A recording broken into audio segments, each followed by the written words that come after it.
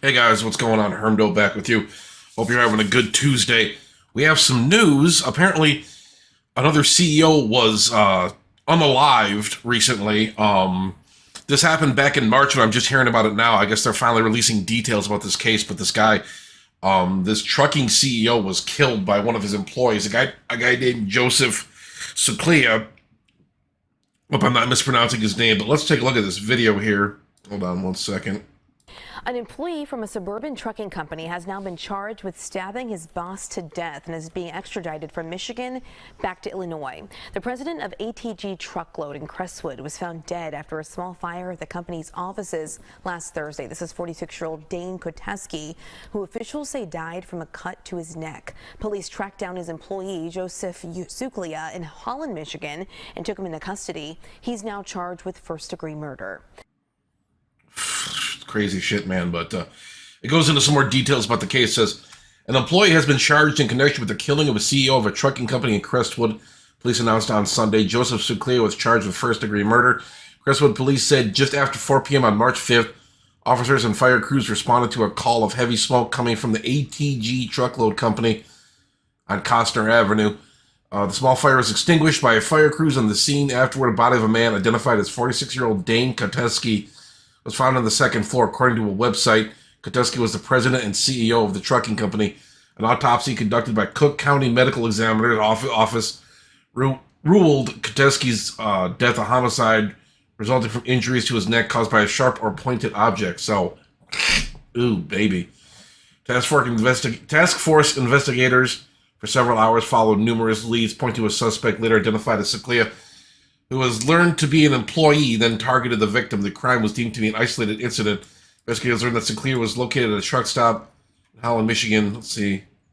Okay, so this is just... They don't really get into the details, like why the guy was killed, but this is some Reddit commentary here. I just thought this was interesting.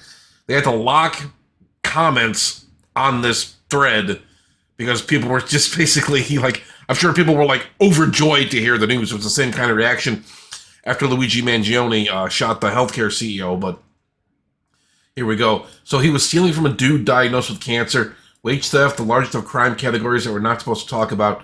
I've had 26,500 stolen from me just from 3 jobs, but the government still coddles corporations and business owners. Sir, a second CEO has hit the grave. Dark days ahead, long dark days. One of the BBC will report this. A cold-blooded murder with no explanation whatsoever. Sounds like a good time to rant people of jury nullification. A trucking company, it wouldn't be surprised that the industry is somewhat infamous for treating drivers like trash. Not the entire industry, but a lot of it. Allegedly, the CEO also brought a fair bit of money to the accused. Let's see if they can... Substantial amount of money. Released court records show that CEO was literally murdered by his own driver owed the man a substantial amount of money. 45-year-old ATG Truckload CEO Dane Koteski was found laying down in a pool of blood in his office as it burned on March 5th in Crestwood, Illinois. On Sunday, March 16th, 53-year-old Joseph Suclia, a truck driver for ATG, was charged with first-degree murder for the incident. Now, courtroom documents point to a potential motive for the serious crime. According to ABC 7, Suclia was a longtime truck driver for ATG, and Koteski has recently told him that ATG was going bankrupt. Koteski also owed substantial money to Suclia, but was unable to pay him. I hear a lot about these truckers having issues, and a lot of the people, they're saying that some of these companies hire out to immigrants and whatnot. And a lot of immigrants are on the road, and these people don't have the proper training or licensing to actually take these jobs. And it's actually becoming a serious problem. I mean, a lot of these, with the advent of autonomous vehicles, a lot of people are wondering if the trucking industry is going to be around for, however long. But there's a lot of compounding issues in the trucking industry with employment, other people with autonomy, with it, being automated away, this kind of industry, and it's freaking a lot of people out because, I remember the learn to code discourse on Twitter for a while where truckers were worried about losing their jobs and people were just kind of just go into the tech industry, and that people were not too pleased with that. But security footage shows Suclia following Koteski into the company office at 2:37 p.m. on March 5th. Koteski is then seen stepping into the room to take a phone call. Suclia follows him. There is allegedly a brief struggle, and crying is heard from the room. Koteski can be heard asking why, and Suclia responds, "I had to." When I asked the person on the other end of the phone, describing hearing scuffling and muffling and the victim's phone went dead. The phone was later found in the trash, but ATG truckload officer with a bloody fingerprint.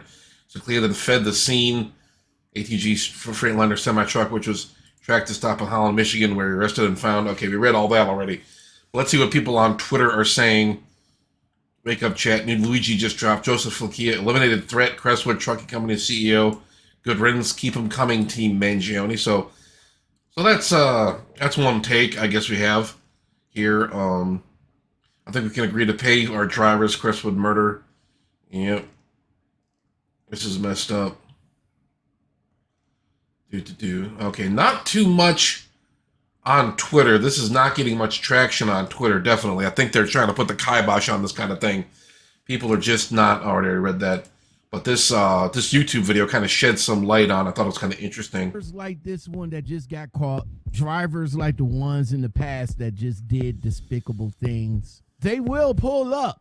They will eventually pull up. Companies need to watch out. They need to look at channels like mine, because I talk about black op companies all the time. I talk to drivers that get messed over all the time. Now, the ones that I talk to, they do feel some kind of way, but they move on. But drivers that really don't have nothing left after you screw them over, and the fact that you aren't willing to give them what they owe you, they're going to take it to the extreme. Those black op companies that screw drivers over are really the biggest problems. So I have an update.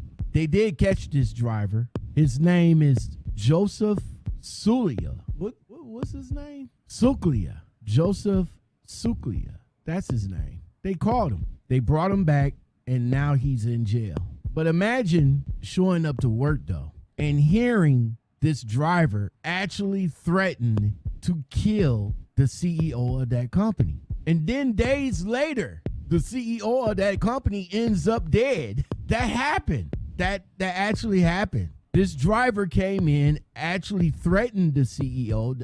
I guess the CEO didn't take it serious, because a lot of drivers be in their feelings, and I guess they be talking, but nothing actually happens. But days later, dude end up with his throat slit and his body's burned. Maybe that's wild stuff, man. I don't know about this kind of crap happening. You know, I mean, a lot of people think this is like retribution. A lot of people think this is like justice.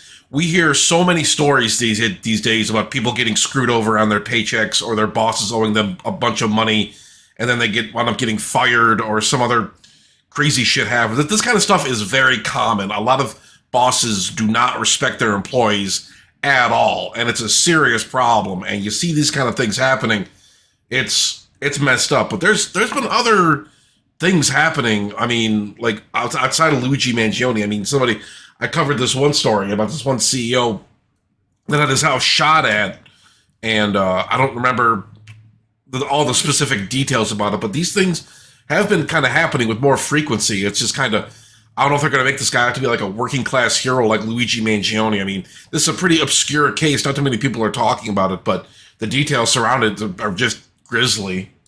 maybe CEOs of these black op companies, maybe you guys should tighten up a little bit, because if somebody comes in there threatening, don't take it lightly. Don't take that shit lightly.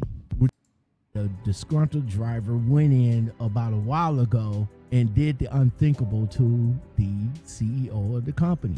He went in there, he Gus Fringed the guy and left the building burning after he left. He went up to Michigan, but that's where the laws found him and extradited. Yeah, all right, this is pretty much stuff we already know, but yeah, this is some messed up shit, man. I mean, but like, what do you guys think about this kind of stuff happening? A lot of people, you know, since the Luigi Mangione incident last December, a lot of people seem to really be very, like, not bothered by this kind of thing happening. A lot of people are they're almost like happy this kind of stuff happens. I don't know if I'm quite there yet. Not that I have a lot of empathy for CEOs, but I don't think I'd necessarily sign off on them getting murdered. But what do you guys think down below? Do you think this is like justice? Do you think the guy got what he deserved? Or do you think this is fucked up? But yeah, that's all I got for you guys for right now. Thanks for watching. I appreciate that. Like, comment, subscribe, and I'll talk to you guys later.